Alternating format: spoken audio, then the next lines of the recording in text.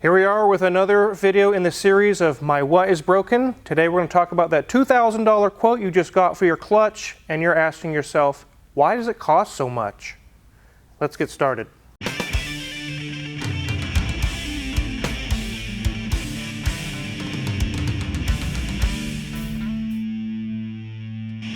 Before we dive into the My What's Broken clutch series here, we actually have some updates. Actually, Danielson has some updates on the Audi Q5. What do you got?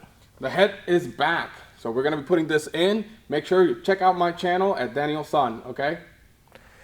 The link will be in the description below to Danielson's channel, and you'll be able to see him putting the cylinder head back on. We got it back from Martin Machine, my trusted machinist in Wichita. He's the only guy I've ever trusted for many, many years. He did a very good job.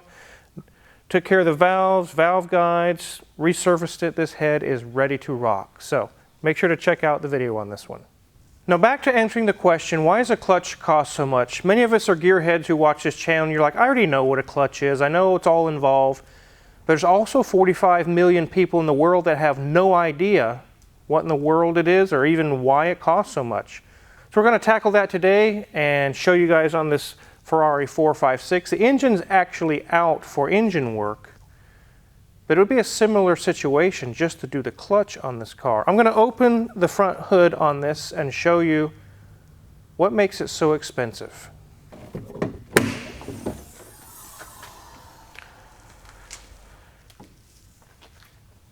And as we can see, the engine is out. The clutch resides inside of this little circular housing. You can see there's actually a throwout bearing there. There's the input shaft in the center of this whole thing that actually transmits the power into the transmission and through the gears. The clutch sits inside that bowl shape, actually perfectly fits inside of it. It's not something you can slide out the bottom or really quickly do it in 30 minutes. Either the transmission has to come out or the engine has to come out. And in this case, the transmission is in the back of the vehicle, so it's quite a big teardown on this vehicle to do the clutch. Different cars have different methods to get at the clutch. Some cars you can just pull the transmission, like on a pickup truck that's two-wheel drive. It's actually the fastest clutch to get to. You pull the drive shaft, pull the transmission, there's the clutch with the engine still in the vehicle. There are some vehicles where the engine has to come out. There are some vehicles where the transmission or the transaxle has to come out the back. Kind of like on a C5 Corvette, or basically like this XLR. Even though this is an automatic, it is not a stick shift. You guys recently saw the video on this vehicle where we had to pull the transaxle and torque tube down and get it out of the vehicle. The same process would happen on a C5 or a C6 with a manual or a stick shift, just to get to the clutch. And it is quite expensive. It is around $2,000 to get those done. Let's head on over to the engine that's on this Ferrari and take a look at the clutch itself. Here's the actual V12 engine out of that 456. Danielson's actually tearing it down so we can verify the main caps and rod caps and all the nuts and things in there. But you can see right here, this is where that bell housing or the bowl shaped thing you just saw actually bolts to all these little studs. This is the actual clutch. You can see the shiny area right here where the release bearing actually contacts these fingers, actually pushes on those all at the same time and folds these fingers inwards, which releases the clutch disc. And then the engine can spin freely without the transmission being actually connected to anything. So when your clutch is slipping, you got it in third or fourth gear and you give it gas and it's actually the RPMs are climbing, but you're not going anywhere because it's slipping. Sometimes you can smell the burning clutch, sometimes you can hear it. Or you're having other issues with your clutch. And then you get quoted that big bill. Now you know there's quite a lot that has to be done to even get to this area. Taking this off the engine is not a big deal. The big deal that's expensive is getting to it. I've actually had customers call and say, why is it $1,500? Shouldn't that just be quick in and out, 30 minutes? It's like, there's no clutch that's 10, 20, 30 minutes. So this is kind of confusing. It's like, which part is the clutch, which part is the engine? So luckily for you guys, out of a Ferrari 355, I have just the clutch assembly on this table over here. Let's take a look. So this is the clutch for the 355 we just talked about, and kind of how a clutch works is we saw the release bearing in the center of that shaft that was inside the Ferrari.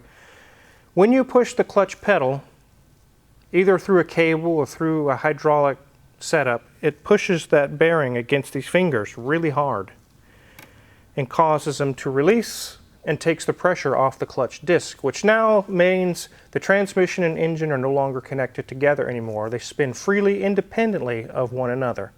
All that happens when you hit the clutch pedal. When you let go of the clutch pedal, these fingers start to pull back up again and start to put pressure on the clutch disc. This is the pressure plate. Here's those little fingers I talked about. And when you push on these fingers from the back side really hard, it actually moves this pressure plate inward. Takes pressure off the clutch disc. Power is transmitted from the engine through the clutch disc and onto this surface right here. This is the actual disc. It's got a friction material. Sometimes it's like the same material you would see on a brake pad. This one's a Kevlar clutch. You can see it's got the nice Kevlar lining on it. But this spline center section actually sits on the shaft we just saw on the transmission, like that.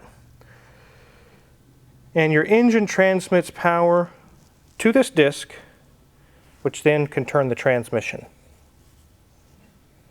When you push the clutch pedal in, this entire housing spins free, but nothing is being transmitted through this disc. It's kind of complicated, but these are the parts of it. This would be the flywheel on a normal car, but on 355 it's set up differently. But this gives you an idea. This would actually be connected directly to the engine. The whole thing together is called a clutch basket when you put them all together. Just like that. Let's go back to the engine over here. Here's our flywheel. Here's our clutch disc. You can see it in there.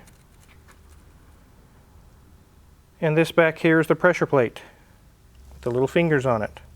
So whenever we do a clutch job, depending on how bad the flywheel looks or how damaged or scored it could be, we may have to replace that. But whenever we go to do a clutch on your truck or your car, we're going to replace usually two of those three things: the pressure plate and the clutch disc. Usually when you buy a clutch kit, it comes with these two items.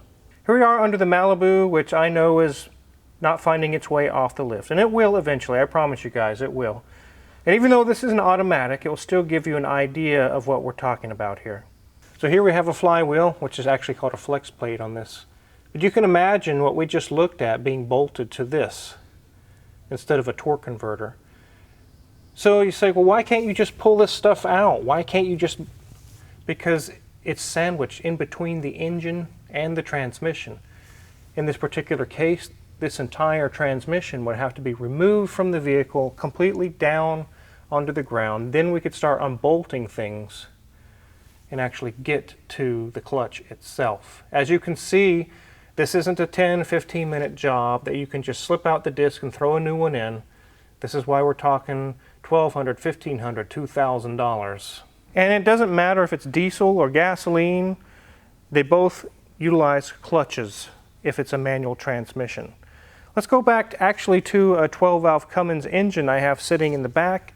So look, it's the same scenario all over again. There's our clutch. You can actually see the fingers back there. The same setup that we just talked about, even on a Cummins diesel engine.